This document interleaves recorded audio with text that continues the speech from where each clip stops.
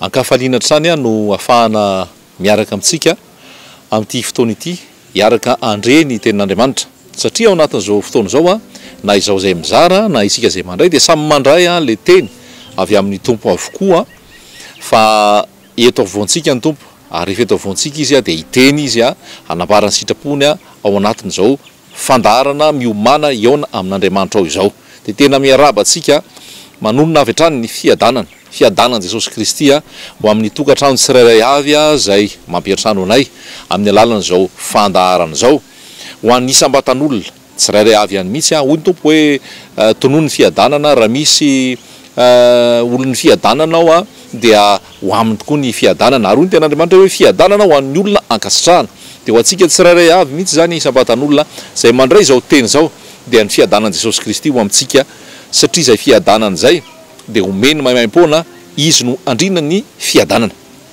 dia hiasa indray ny tompo amin'ity fotoan'ity androany amelombelona ny fanahintsika tsirairay avy na aiza n'aiza misy atsika na eto Madagasikara na any ampitan-dranomasina rehetra any fa ilaina ny manenteny amelombelona atsika isan'andro san'andro tonga atsika iamasina hitombo amin'ny fahamarinana hitombo amin'ny fahamasinana ary amin'ity androany ity ny zavatra tena mampagetaetanay ho zaraina dia ny fahafantarantsika bebe koa an Jesosy Kristy dao iresaka momba an Jesosy fotsiny ihany nisy taony Jaona rehefa nilaza atao amin'ny filazantsarany filazantsarany Jaona dia any amin'ny toko farany izy any amin'ny lazainy farany ihany izy hoe be dia be hozy izy zavatra mbola natao an Jesosy fa raha ho tany saina ho zarainy eto daholo izy dia tsy ho ampy ny boky izay hitehirizana an'izany rehetrarehetra nataony izany dia hoe ny fotoana dia tsy ampy hanambarana an Jesosy fa ao anatin'ity minitra vitsivitsy ity dia hanambara izay tiany hambara izy ao anatin'ity fotoana androany ity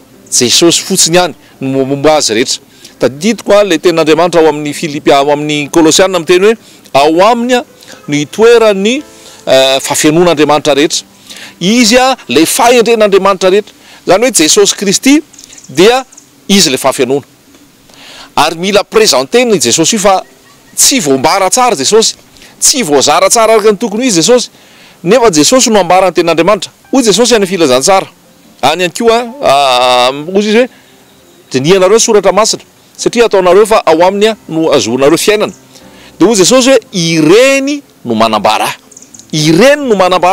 zany hoe ny tenin'Andriamanitra rehetra io manomboka amin'ny Genesisy ka hatramin'ny Apokalipsy dia Jesosy Kristy no ambaran'io tsy misy afa-tsy zay voambara ve Jesosy amin'izao fotoana any amin'ny toeram-pivavahana misy ianao ao amin'ny cellule de prière misy ianao amin'ny fikambanana misy ianao amin'ny toerana misy ianao fa Jesosy Kristy no ivo ny zavatra rehetrarehetra ary Jesosy Kristy mila ampahafantarina ny olona fa tsy olombelona tsy atoko-pinoana tsy atoko-pivavahana tsy fombafomba-pivavahana fa Jesosy en personne Jesosy amin'ny maizy azy no mila fantatry ny tsirairay avy any amin'ny Luka toko 4:20 dia rehefa le nandeha Jesosy niaraka tamin'le mpianatra tao Emaosy dia voalaza ao hoe rehefa niaraka tamin' Jesosy dia nisokafan Jesosy ny masony dia nanomboka ny teny Jesosy izy nanomboka nanambarany ny zay rehetrarehetra ny tenenana azy Jesosy tao amin'ny Mosesy zany Genesis, Exodus, Leviticus, Numéri dia aveo izy tany amin'ny bokyny lalàna rehetrarehetra zany hoe ny bokyny lalàna reny zany bokyny Mosesy zany dia aveo mpaminany rehetrarehetra dia nanambarany Jesosy ihany koa dia aveo ny salamo zany hoe io tenin'Andriamanitra rehetra io dia Jesosy no ambarany Jesosy Kristy no ambarany dia nanambarany zany izy tao anatin'izay fotoana izay dia androany koa tena tia nambara amintsika manomboka moa zany Matio aveo ka hatrany amin'ny Apokalipsy dia Jesosy fotsiny ihany nisy taony Jesosy niteny tamin'ny Petera ataon'olona iza moa ny zanak'olona samy milaza teo hoe Eli anankiray amin'ireo mpaminany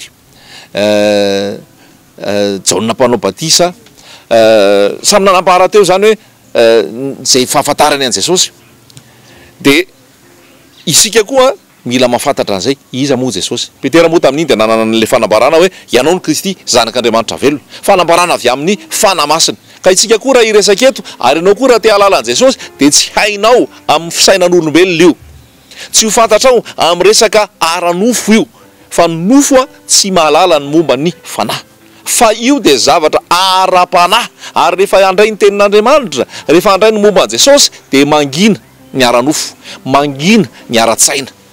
Porofony zany zay olona nanambaran Jesosy tao anatin'ny filazantsara nge de tena hoe narodany mihitsy ny maizy azy. Ohatra Paoly dia nianatra ozy izy hoe teo ambany sokany Gamaliela, zany hoe Paoly de mpahay lalàna, Paoly de nianatra momba ny Hebreo, Paoly de nahay ny fiainan'ireo jiosy ireo, Paoly dia nahay fianarana rehetrarehetra zany momba ny judaisme. Paoly ihany koa de taranaka benjaminita ozy izy ny forana tamin'ny andro fahavalo, nanana ny maizy azy ara-nofo Paoly.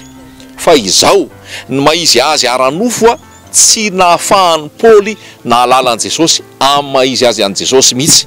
Fa rehefa tonga teny amin'ny lalan'ny Damaskosy, re izy nandeha hanentsika ny fiangonana iny de narodany Jesosy teny amin'ny dalana, dia nitsirana tamin'ny tany, mazava lehibe ny hitany zay mazava zay nampahamaizina azy, nila narodana mihitsy izy aloha. Ary fantatsika ny tenin'ny Paoly avy hoe ataoko fa tiantoka daholo reny rehetrarehetra reny, resaka fahalalana ara-nofo, resaka voninahitra maha-olombelona, resaka etikety, titre, diplôme, tsy nahalalany Paoly an Jesosy zany fa narodana satria ny tompo de zavatra ara-panahy, ary olona miaina ao anatin'ny fanetretena, olona miaina ao anatin'ny mahafantatra hoe tsinotsinona izy fa mila fanampiana, mila fanehoan'ny fanamasina, mangetaheta marina ny tompo no ampianarina. Porofo zany koa reo mpianatra ireo ne de tsisy olona hoe tena nianatra tany amin'ny toerana tena hoe fatadaza tamin'ny fahalalana ny tenin'Andriamanitra. Tsy fariseo reo, tsy sadoseo reo, tsy mpanora-dalàna reo, fa averiko foana ao tanatin'ity tontolo-teny miomana iaona amin'Andriamanitra ao ty, fa mpanarato reo, olona mpamory hetra, olona nanana asa tsotra fotsiny teny, fa reny no fidin'ny tompo avy eo nanambara ny fitsanganan Jesosy tamin'ny maty, ary tamin'ny hery lehibe no nampiasaina an'izy ireo. Ny tian'ny tompo lazaina de zao ao anatin'le hery sy fahefana amen'ny tompo de mila olona tena hoe manetry tena, ary olona tsy mieboebo, tsy mirearea manofony sy maizy azy, fa tena hoe mame voninahitra feno ho an Jesosy Kristy. De anambaran Jesosy tsika, ilazany momba an Jesosy tsika manomboka amin'ny Genesis, rehefa mandeha hoe tamin'ny voalohany ny teny, tamin'ny voalohany Andriamanitra nahary lanitra sy ny tany, ny teny nanaovany azy, ny fanahy nambomba tambonin'ny rano, efa ao anatin'ny rehetrarehetra reny efa manambaran Jesosy Kristy daholo. Voalaza fa rehefa novonona Jesosy ozy izy ny ao amin'ny Petera, de ozy izy hoe namonjena antsika zay efa voaomana talohan'ny fanorenana zao tontolo zao, efa nambara Jesosy talohan'ny fanorenana zao tontolo zao. Zany hoe Jesosy io tsy eritreretina hoe le teraka tao an-tranonompo zay izy vao nisy, fa efa nisy izy hatrizay Andriamanitra, voalazany amin'ny epistily any Titosy, Andriamanitra tonga nofo. Jaona toko voalohany de hoe ny teny de tonga nofo ka nonona tamintsika, io teny io nefa de teny de Andriamanitra. Zany de Jesosy Kristy irery, zany hoe ny teny de Andriamanitra, ny teny de tonga nofo ka nonona tamintsika. Zany Jesosy zany mila fantatra ao, zany hoe efa hatrizay Jesosy, ary manana ny manana ny maizy azy tanteraka izy. Dia misy fotoana ihany koa tena ampahafantarina antsika hoe reo filazantsara reo de manambara momba an Jesosy ihany koa amin'ny endriny maro samihafa. Raha mandray ny Matio ianao zao de ny Matio de manambara an Jesosy maneho an Jesosy hoe mpanjaka. Zay zany ambaran'ny Matio, Jesosy mpanjaka. Ny Marka de manambara an Jesosy maneho an Jesosy hoe mpanompo, zany hoe serviteur. Isaky mamaky Marka tsika de niasa Jesosy tao, nanao asa be da be Jesosy tao. Ny Lioka de manambara an Jesosy indray ho zanak'olona, zany hoe olombelona tonga nofo mihitsy de hitatsika indray ny fiainany ao anatin'izay rehetrarehetra zay. Ny Jaune de manambara an Jesosy ho lay Andriamanitra mihitsy zany nambarany ao. Raha mbola raisitsika ihany Matio dia mampiseho ihany koa zava-mananaina, ny filazantsara efatra zany de manambara zava-mananaina efatra. Ny Matio de miseho ho sarina liona, Jesosy koa zany zay liona, mpanjaka zany. Ny Marka de mampiseho omby, mpanompo, manao asa zany. Ny Lioka de mampiseho olombelona, olona zany.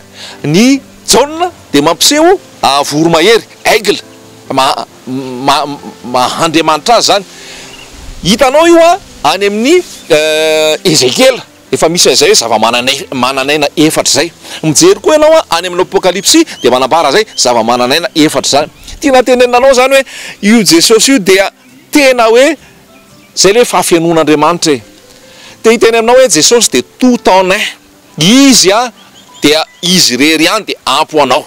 Tsy manana zavatra hafa ambara aminao afa-tsy Jesosy zay. Ary raha ianao tsy anaiky an Jesosy, tsy andray an Jesosy, tsy ino an Jesosy, tsy araka am Jesosy, tsy hitako zay zavatra hafa afaka omenanao akoatran'izay. Tsy hitako zay zavatra hafa anome fahafapo anao sy fahafianona ho anao akoatran'izay. Fa Jesosy de ampy ho anao. Jesosy de ampy ho anao. Mangetaheta anazy ianao, maniry anazy ianao, voambara ato amin'ny tenin'Andriamanitra mombamomba azy rehetrarehetra. Fa amin'izao fotoana mal présenté Jesosy. Amin'izao fotoana tsy voambara zany Jesosy zany. Amin'izao fotoana tsy fantatra tsara zany Jesosy zany. Paoly dia nilaza mihitsy eo amin'ny Timoty faharotoko voalohany diny faharoambe folo andro raha tsy diso eo amin'ny voalohandohany ny epistiliny amin'ny Timoty faharoa. Ozy izy hoe fantatro izay inoko, fantatro izay inoko. Manana zay fahafantarana zay ve tsika? Ianao ve manana fahafantarana an Jesosy? Io zany le tena hoe fiainana miaraka am Jesosy ny tena zava-dehibe. Tsy fanaovana asan'Andriamanitra voalohany. Misy tsika tena hoe mipopopo manao asan'Andriamanitra. Tsisy maratsy an'izany aloha. Zao raha tsy mahalala an Jesosy ianao, raha tsy babon Jesosy ianao, na tsy hoe tena hoe tafahoana sy manana fiainana miaraka am Jesosy ianao tsy misy antony ho azany e. Tsy misy antony zany, tsy atafidirana ny lanitra zany. Fa le tena hoe fionanao am Jesosy mihitsy ny tena zava-dehibe. Ny tena zava-dehibe dia le fionanao am Jesosy, ny fahafantaranao an Jesosy. Amin'izao fotoana ny olona, tsy te herika fivavahany, satria ny akamaroany zavatra toriana ny fivavahana dia zavatra tsy mandeha amin'izay laoniny, tsy mandeha araka ny tenin'Andriamanitra, tsy mandeha araka izay voasoratra, fa lasa business ny fivavahana, lasa itediavana vola, lasa angoronam-bola, lasa amorina olona, ka lasa entreprise ny fiangonana. Ary misy lohany ao ny sefony dia io fiangonana io mbola misy sefony lehibe indray manana ny PDG any foibeny dia ny tena zavatra voizindao matetika dia resaka fanorenana, resaka fanitarana, resaka fitakiana vola, fitakiana adidy, fametrahana adidy amanandraikitra. Fa le tena anome fiainana ny olona tsy voambara, tsy voambara. Tsy zay ne ny filazantsara, diso lalantsika, diso tanjontsika, diso asitsika, raha izany ny masotsika, raha izany ny masotsika. Tsy zany ny filazantsara. Inona ny filazantsara zay inonao? Inona ny filazantsara zay raisinao? Resaka ampanakarena ve? Resaka azona vola ve? Resaka azona materiel ve? Resaka afahana manangona ve? Resaka afahana manorona ve? Tsy zany ny filazantsara, tsy zany ny filazantsara. Ny filazantsara dia Jesosy Kristy mihitsy mila raisinao ao am-ponao, ao anatinao. Jesosy Kristy amin'ny fahafenony rehetrarehetra. Tsy te herika fivavahana ny olona, tsy te herika filazantsara ny olona, satria filazantsara santoka no ambara. Lasa olombelona no hita, lasa fanambakana, lasa famitana, lasa fampahoriana olona, lasa fitondrana amin'ny olona amin'ny resaka zioga sy lalàna, fa tsy mitondra ny olona andro fahafahana. Fa ambarako aminao amin'ity andro ity Jesosy Kristy lay tompony tompo sy mpanjakany mpanjaka. Izy maha-izy azy ray manontolo. Izy lay nisy tsy nisy mpamorona. Izy lay Andriamanitra mahery, Andriamanitra tsy to rainy mandrakizay, andrina ny fiadanana, Andriamanitra mahagaga, mpanolotsaina endry, zay ilainao, zay fanirianao, zay mombamombanao, fatany ny anaranao, fatany mombanao rehetrarehetra. Mila fitiavana ve ianao? Fa diso fanantenana tamin'izay rehetrarehetra nalehanao sy nataonao ary kivy taman'olona. Jesosy dia fitiavana. Ozy Andriamanitra dia fitiavana. Ozy fitiavana mandrakizay ny tiavako anao, izany nampaharetako famindrapoanao. Fitiavana tena diadavinao, aiza naiza le anao rehetrarehetra io. Jesosy le tena fitiavana. Mamela ny elokao, mamitra fo aminao, miantra anao, mahari-po aminao, ary mandefitra aminao, ary miandry ny anatonanao azy ananganany anao indray. Rava ve ny fiainanao, potika ve ho ianao, tsisy hevitra intsony. Dia hoy ny tenin'Andriamanitra hoe manangana anao indray izy, manarina anao indray izy, manangana nefa rava hely izy. Jesosy ihany koa no afaka anome fiainam-baovao anao. Tsy point final zany ny fiainanao, fa rehefa tonga ao am Jesosy ianao dia mandeha fiainam-baovao miaraka am Jesosy. Ohatra, very lalana ve ianao, very hevitra ve ianao, hoy ny tenin'Andriamanitra, anolo-tsaina anao ahako ary anoro anao zay lalakaleanao. Salamo 2:30. Very lalana ve ianao, hoy Jesosy, izao ny lalana. Midira ao am Jesosy, izy ny lalana afaka andehananao. Mety very hevitra anao am'izao fotoana, zavatra maro manahirana anao, zavatra maro tena manavesatra anao, zavatra maro tena hoe masolavaka anao. Zao misy lalana anankiray ty atoroko anao, Jesosy Kristy ny lalana sy fahamarinana ary fiainana. Fahamarinana, mila fanamarinana ve ianao, Jesosy ny manamarina anao maimaimpona. Ao anatin'ny hatrotrahana ve ianao, ao anatin'ny harerahana ve ianao, ao anatin'ny fahafatesana mihitsy ve ianao, hoy Jesosy hoe izao no fiainana, izao no fiainana. Midira ao anatin'izany fiainana zany. Be da be ny olona lalaza teto am'izao tontolo zao, na politisianina io, na sportif io, na olona mpahay tantara io, na olona mpahay lahatsoratra io, na olona mpikaroka io sy ny maro samihafa, nanana ny lazany. Mety misy mitondra anarana anazy mihitsy ny lalana, misy atserovana azy eny rehetrarehetra zeny. Fa zao no lazaiko anao, rehefa niona tamin'ny fahafatesana ireo dia tsy maintsy nanaiky ny fahafatesana ary maty nalevina dia milevinao. Fa ity anankiray ity, Jesosy Kristy no anarany. Rehefa niona tamin'ny fahafatesana izy dia ny fahafatesana tsy natohitra azy. Am'izao fotoana izao tsika miresaka coronavirus, matahotra mafy misy ary miady mafy ny amin'ny iadiana tsy hatratra ny coronavirus. Zao ny fahamarinana ambarako aminao, na coronavirus io na tsy coronavirus, manana rendez-vous amin'ny fahafatesana ianao. Tsy ho maintsy ho faty ianao, fa tsy hay fotsiny hoe corona ve ny hafaty ianao na zavatra hafa ve ny hafaty ianao. Aleo tonga dia fatarina ny marina, aleo tonga dia zaraina ny marina, natokana ny olona ny ho faty indray mandeha monjy. Ka ny fanontaniana apetraka aminao, vonona ve ianao raha tonga izay fahafatesana izay? Aempotsika io fahafatesana io amin'ny fanafody, amin'ny fitsaboana, amin'ny sporo maro samihafa, tsy misy maharatsy an'izany. Fa izao tsy maintsy tonga io fotoana io amin'ny fotoana anankiray, mo vonona ve ianao? Ny fanafody olambarako aminao ty tsy resaka fanafodina coronavirus fotsiny, fa fanafodiny fahafatesana mihitsy, dia Jesosy Kristy no anarana. Ka rehefa tonga io fahafatesana io dia alao ho avy, fa rehefa tonga io dia hozy ny tenin'Andriamanitra zay hoe ny fahafatesana no azoko tombony, satria fa natelin' Jesosy io fahafatesana io, ka zay rehetra manana an Jesosy dia velona indray. Ambarako aminao amin'ity filazantsara ity zany androany. Isika tsirairay avy reo mipenipenina, matahotra, mangororo, tsisy fiadanana, tsisy fiainana. Jesosy le fiadanana atoroko anao, Jesosy le fiainana atoroko anao, Jesosy le famonjena atoroko anao. Rehefa tonga ny fahafatesana, lalana fotsiny nidiranao any fiainana mandrakizay. Raha ohatra ianao tafahoana marina am Jesosy Kristy, tsisy atahoranao an'izany fahafatesana zany. Ary zavatra atoranao androany zany dia ny fanalahidy, ny ody faty. Ny ody faty dia Jesosy Kristy, fa anjaran'ny olona mandray na tsy handray.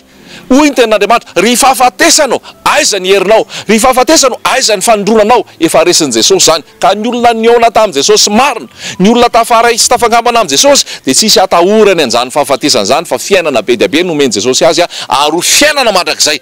Aiza ho aiza ny misy anao.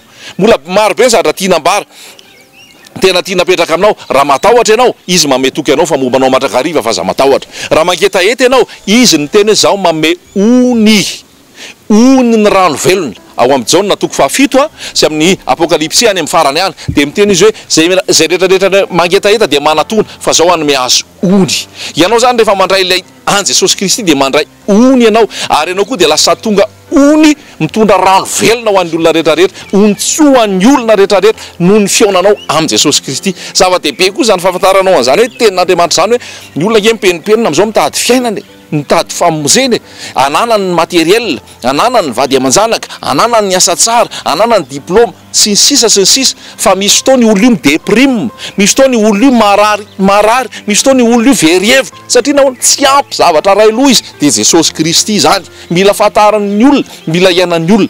Androany tena tia natoro aminao zany mbola be da be, zay le lazaiko hoe 20 minitra tsy havita azy, fa tena hoe Jesosy amin'ny izy aza ray matory mbola ito zany amin'ny ao aorianao, fa tena hoe tena tia naraisinao zany hoe Jesosy amin'ny fahafianony izay mombamomba azy rehetrarehetra. Ampahany kely zay fa inoko fa nahasoanao, inoko fa nahakasika anao, atonga anao koa hoe andray an Jesosy hitoetra ao amin'ny fanatrehany ary tsy hiala aminy. Ianao zay efa ao aminy dia hitombo ary hifaly hiandroso amin'ny kery ao aminy, fa tena sambatritsika manana an Jesosy, sambatritsika manana an Jesosy, velonao anatinao 24 heures sur 24, 7 jours sur 7. Ho aminao ny fahasoavan'i Jesosy sy ny mombamomba azy rehetrarehetra, ary ho velona ho anazy ny fiainanao, izy no antony havelomanao. Alleluia. Amen.